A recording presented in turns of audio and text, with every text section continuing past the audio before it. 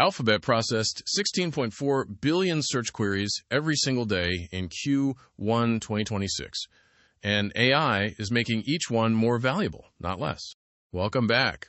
Today we're building the full bull case on Alphabet, covering search durability, Google Cloud's acceleration, the free cash flow trajectory, valuation, and yes, the bear case too, because it deserves a serious answer. As always, this is not financial advice. Do your own research before investing. So the intro framed the scale: 16.4 billion searches a day. What it didn't tell you is how that scale connects to two other engines running underneath it. Google's bull case isn't really a single argument. It's three businesses that reinforce each other: Search, which generates the cash; Google Cloud, which is accelerating fast enough to matter on its own; and Gemini, the AI layer threading through both.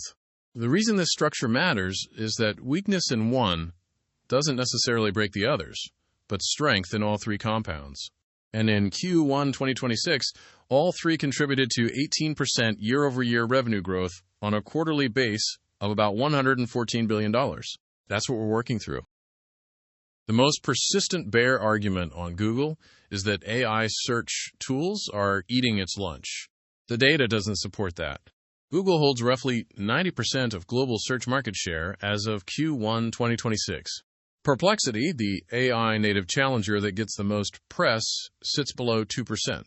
Bing, despite years of OpenAI integration and Microsoft's marketing budget behind it, hasn't meaningfully closed the gap either. The competitive moat here isn't just brand recognition. It's index depth, infrastructure, and the feedback loop of billions of daily queries training the ranking system in real time. Competitors aren't just behind on product, they're behind on data flywheel scale that compounds every day. The disruption thesis is a reasonable concern. The market share data, at least so far, hasn't validated it. And about those AI overviews, the feature that generates the most concern about click-through erosion. There's a counterintuitive finding worth unpacking. Users who arrive at advertiser sites after clicking through an AI overview actually show meaningfully better engagement, lower bounce rates, more time spent, more pages visited. The plain English version is that AI overviews are pre-qualifying the audience. People who still click after seeing a summary are more interested, and that translates into better ROI metrics for advertisers. Google is also being deliberate about where it deploys the feature. AI overviews cover the majority of lower-value queries, informational searches that weren't generating much ad revenue anyway. The high CPC commercial queries, where an advertiser might pay $15 or $30 per click, are largely shielded. So the product decision and the monetization decision are actually aligned. Now to the cloud business, which has moved from a supporting storyline to a central one. Google Cloud Platform grew 48% year-over-year in Q4 2025. That's outpacing Azure, which came in at 39% over the same period. What makes that growth rate more meaningful is what's sitting behind it. A $240 billion backlog that grew 55% quarter-over-quarter, implying an annualized revenue run rate above $70 billion. And crucially, operating margins have stabilized in the 29 to 31% range. That's the piece that changes the investment case. A cloud business growing at 48% with 30% operating margins isn't just a growth story. It's a durable, high-margin cash engine that can absorb pressure elsewhere in the business. If you own Google shares, this trajectory is worth watching closely.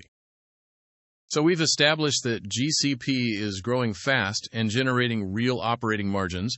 The part that doesn't get discussed enough is why those margins should hold and even expand as AI inference scales up. The answer is custom silicon. Google's own custom chip, the TPU v6e, codenamed Trillium, consumes 300 watts. An NVIDIA H100 pulls 700 watts to do comparable work. That's not a minor efficiency gap. At the scale Google operates, power draw translates directly into data center cost. The TPU v6e also delivers roughly 4 times better price performance than the H100. And the next generation, TPU v7, steps up another order of magnitude over the prior version. The strategic implication is that Google doesn't pay the NVIDIA tax that GPU-dependent cloud competitors do. Every inference query run on a TPU instead of a rented GPU is margin that stays inside the business. As AI workloads scale, that structural cost advantage compounds. So take a step back. Search is holding share against AI native challengers. AI overviews are improving advertiser outcomes rather than undermining them. GCP is accelerating with a backlog that implies years of durable revenue, and the TPU architecture means margins on that cloud revenue should as workloads grow. These aren't three separate arguments. They reinforce each other. The same AI investment that strengthens search also funds GCP's differentiation. The bull case has a coherent internal logic before you even get to valuation. Now to the bear case, because it deserves a serious hearing. The two loudest concerns are the CapEx commitment. Google has guided to $175 to $185 billion in capital expenditure for 2026, which is an extraordinary number, and the quarterly net margin, which came in at 30.3% below the full-year figure. Bears read that combination as massive spending, thinning profits. The rebuttal is in a number that tends to get less attention, gross margin. Gross margin held at 59.8% this quarter, effectively flat with the full-year figure. Gross margin measures unit economics, what it costs to actually deliver the product or service, before corporate overhead and depreciation. The fact that it held steady while net margin dipped tells you where the pressure is coming from. It's depreciation and operating expenses tied to the investment cycle, not a deterioration in the underlying business. That distinction matters for how you interpret the margin compression. And that bear case on margins leads directly to the single most important data point in Q1, the free cash flow figure. Free cash flow, what's actually left after operating costs and capital spending are paid, came in at a 33.5% margin for the quarter. Compare that to the full-year free cash flow margin of 9.5%, and you have a dramatic divergence that demands an explanation. There are two possible readings. One is favorable. CapEx spending is beginning to normalize within quarters, and the heavy investment phase is starting to generate cash returns rather than just consume capital. The other is more cautious. This was a timing artifact. Working capital moved favorably in Q1, and the number won't repeat. The honest answer is, we don't know yet. What we do know is that if Q2 and Q3 confirm a sustained free cash flow margin above 25%, the valuation case at the current multiple gets materially stronger. If it reverts toward the full-year rate, the market will need to reassess. This is the metric to watch above all others.